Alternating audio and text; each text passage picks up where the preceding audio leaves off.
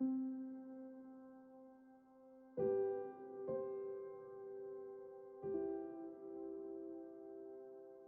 my name is Stacy Wilson, and I'm Executive Director of Together We Can.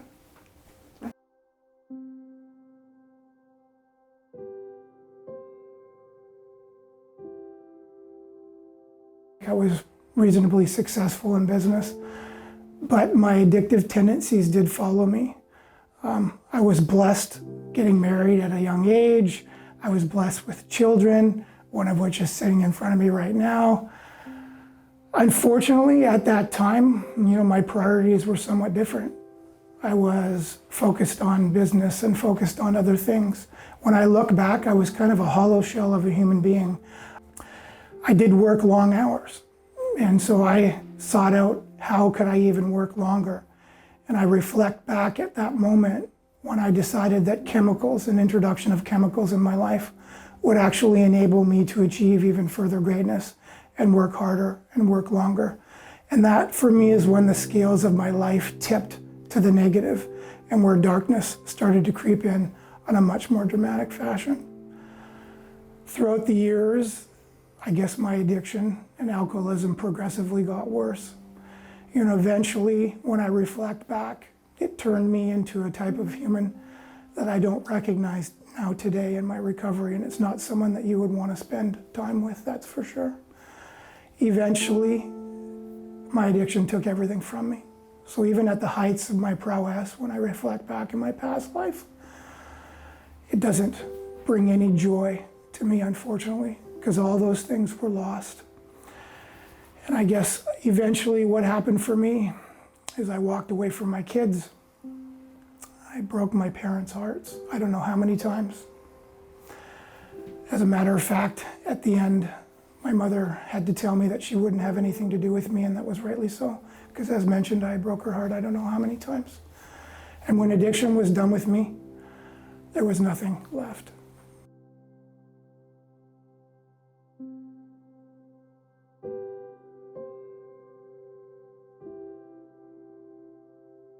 And I can't tell you, when I did finally, come into the rooms of recovery, I didn't achieve 100% success early on. For me, what was required was a number of stints in treatment.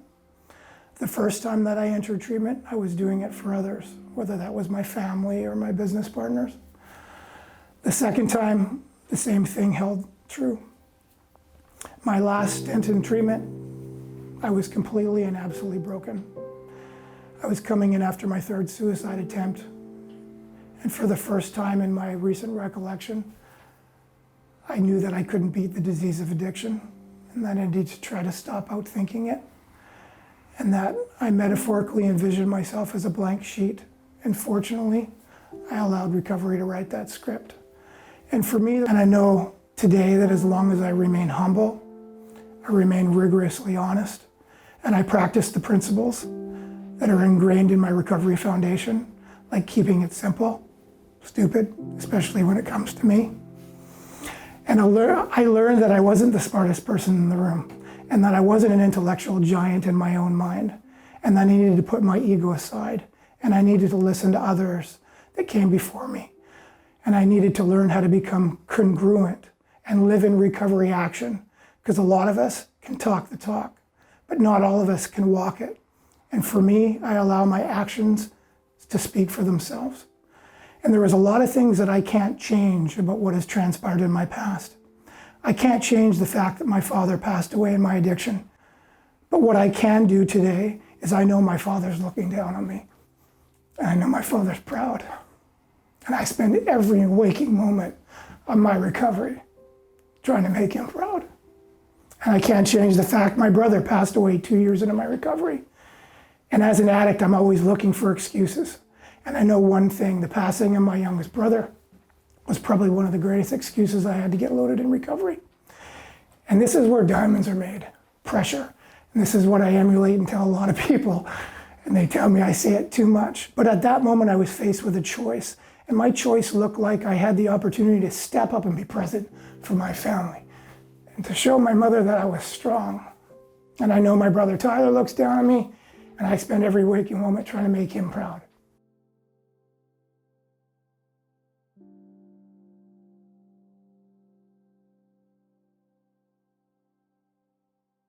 The landscape of my recovery now reminds me on a daily basis how truly precious and how blessed I am. So as I mentioned earlier, my family would have nothing to do with me for a long time.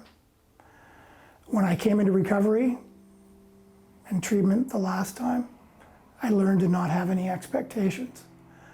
And I can remember a profound moment for myself 14 days in where I was writing a letter to my children. This was one of the hardest exercises that I can ever remember doing. And I mailed that letter off to my kids and kept reminding myself, because others before me said, don't have any expectations on the outcome. And in my letter, if my daughter Sanaya or Paige can remember, I said to them at that time that I promise that going forward, if you allow me back in your life, I will never make a promise I can't keep. And I've kept that promise. And for me, my recovery hasn't come easy. It's been fraught with pitfalls. It's been fraught with challenges. But fortunately, I have the tools and the learned experience to tackle anything that comes my way. My mother, God love her, after I don't know how many times I broke her heart, allowed me back in her life. And I tell my mother that I love her every day. I literally phone my mom 5, 7, 10 times a week. And I've been doing that for close to 14 years now. And that's something that I won't change, because I've learned that life is fleeting. So when I look back now, I have my 2 daughters and I have my son in my life. I have my father and my brother looking down on me. I have a life beyond my wildest imagination.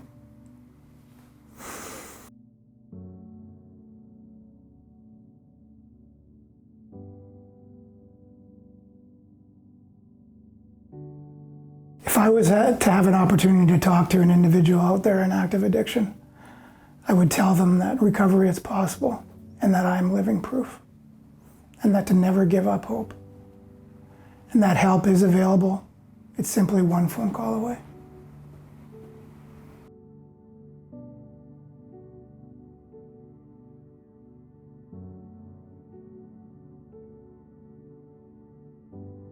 Together We Can is an exceptionally unique place.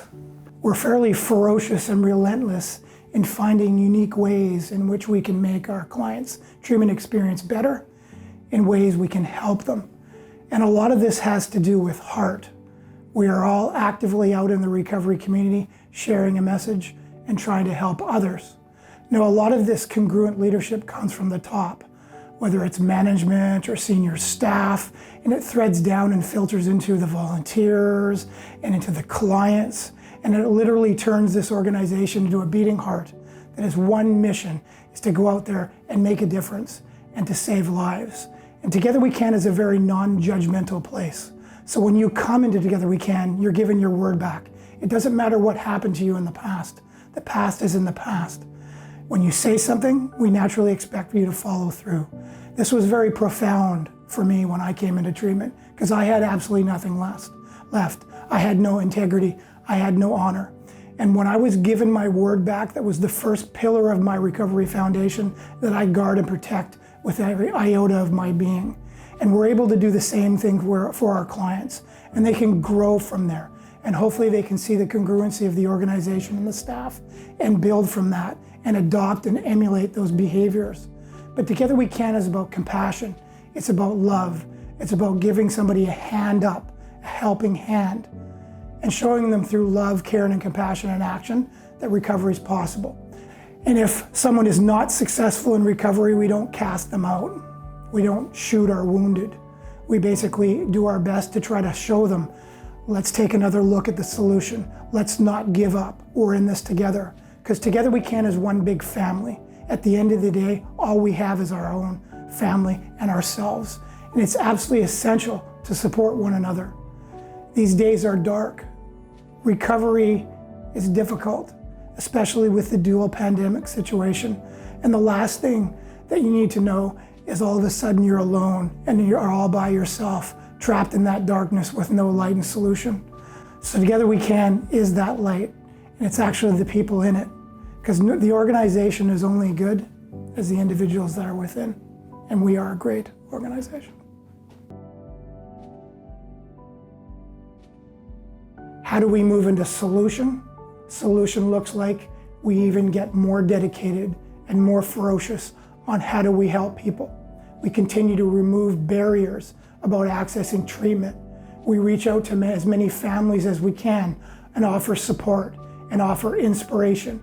We lead with congruent action, and we show people what true recovery looks like. We become the light that is cast through the darkness that shows people the way.